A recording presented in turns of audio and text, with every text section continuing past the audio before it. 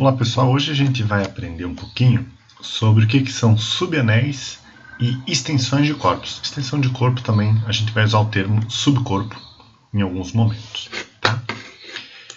Bom, então vamos supor que você tenha dois anéis, A e B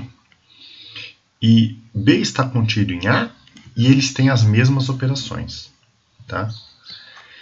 Então isso significa que B é um subanel de A. Ou seja, é quando um anel está dentro do outro e eles compartilham das mesmas duas operações. É só isso. É simples. E a gente denota dessa forma aqui. Então, B é um subanel de A. Tá certo?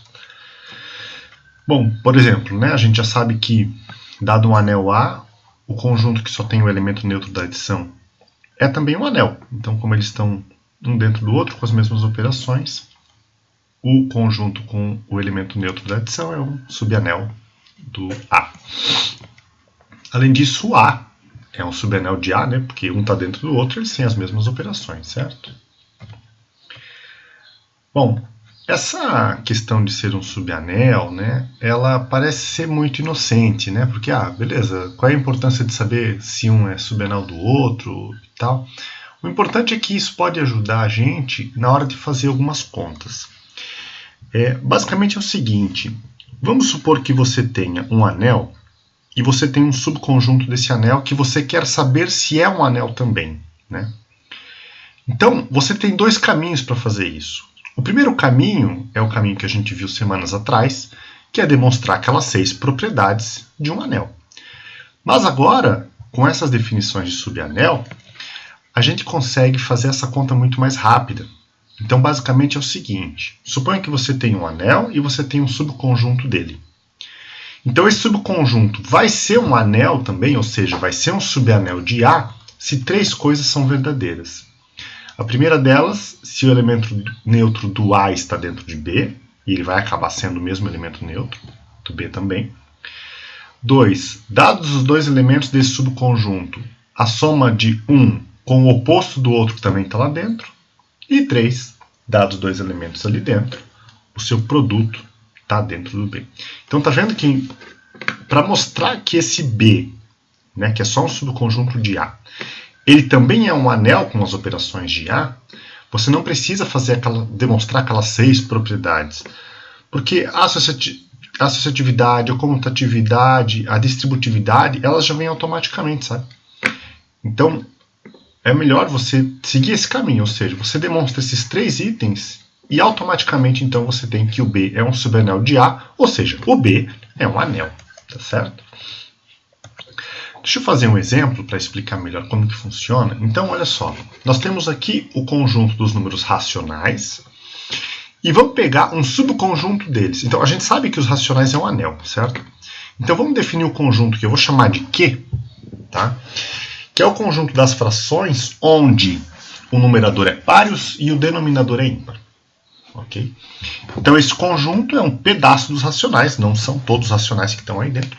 E eu quero provar que isso é um anel. Então, vamos provar exatamente demonstrando que vai nesses 3 itens, né? Bom, para o primeiro, perceba que o 0 eu posso escrever como 0 sobre 1. E, de fato, o 0 é par e 1 é ímpar. Então, o 0 está nesse conjunto Q.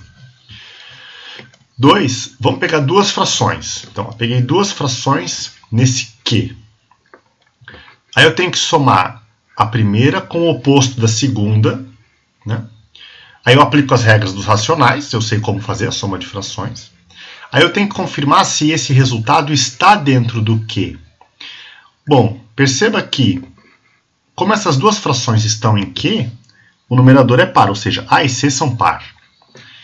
Então, esse produto é par, esse produto é par, e a diferença entre números pares é par. Além disso, como elas estão em Q, os denominadores são ímpar. Então, B e D são ímpar, ou seja, o produto aqui vai dar ímpar também. Então, esse resultado é uma fração cujo numerador é par e o denominador é ímpar, portanto, está nesse Q. Certo? E, por fim, dadas, novamente, 2 frações desse conjunto Q, quando eu faço o seu produto, aqui em cima eu tenho o produto de pares, que é par, e aqui embaixo o produto de ímpares, que é ímpar. Portanto, esse resultado também está em Q.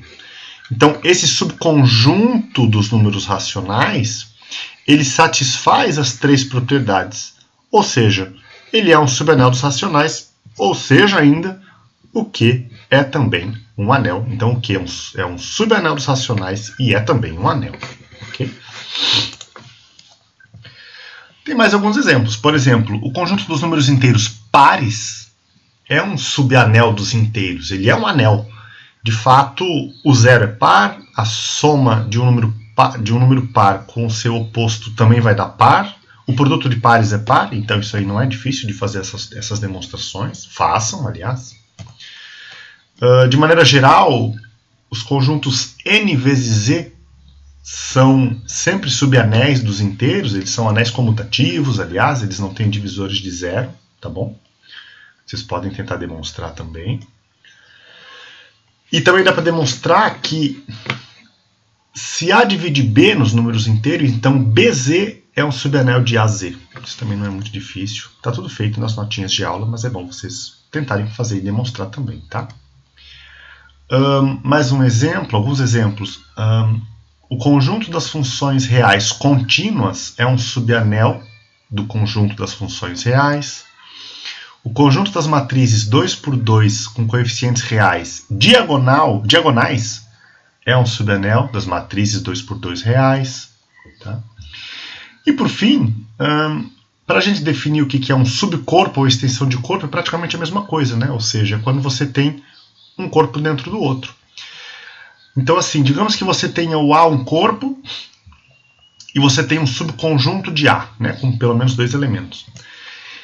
Então, o B é um subcorpo de A, ou o A é uma extensão do corpo B, quando os dois caras são corpos. Mas para provar que o B é um corpo, você não precisa demonstrar as 10 propriedades. Você precisa apenas demonstrar essas 3 propriedades aqui.